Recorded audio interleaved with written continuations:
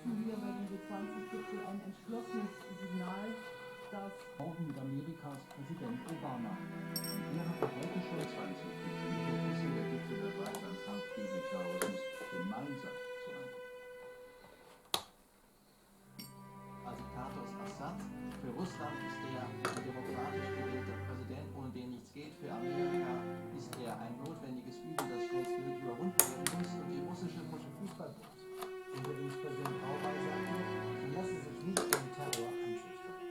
Bundeskanzlerin Merkel will das Die Saisonverkehr folgt Nikolaus bei Quissen vorzeitig Platz 2 in der Fahrerwertung. Und wir haben an dieser Stelle schon Abend auf den Blick auf das Wetter für Sie. 3 Grad, dann kommt der See in die Gebirge und dann ist vielleicht auch ein Flachland.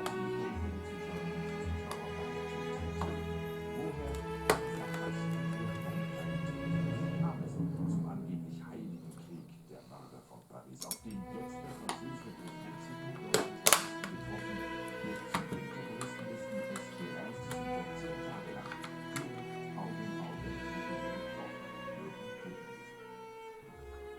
zusammen mit seinem Sohn Friedrich abgesichert nur durch eine schriftliche Überlebensgarantie der obersten Kalifatsmächte. Vor allem Schiiten und westliche Muslime müssen getötet werden.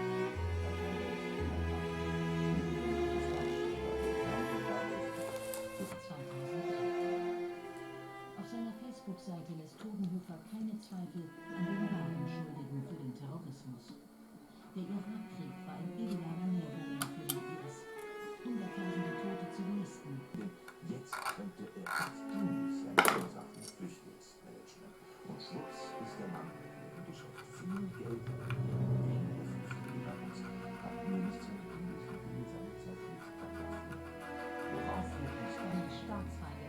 Temel Koran hat das selbst erlebt. Sie war eine der wichtigsten politischen Kolumnistinnen der Türkei. 2011 berichtete sie über einen Bombenangriff des türkischen Militärs, bei dem 36 Jugendliche starben. Es war furchtbar. Das hat mich wirklich getroffen. Von ihm Libidinus. Seine Großmachtfantasien haben die Islamisierung des Landes vorangetrieben. Sein ökonomischer Erfolg war sein überzeugendstes Argument. Und über allem thront die Partei, die AKP, ein Zulehrer, reicht jetzt sogar bis nach Israel.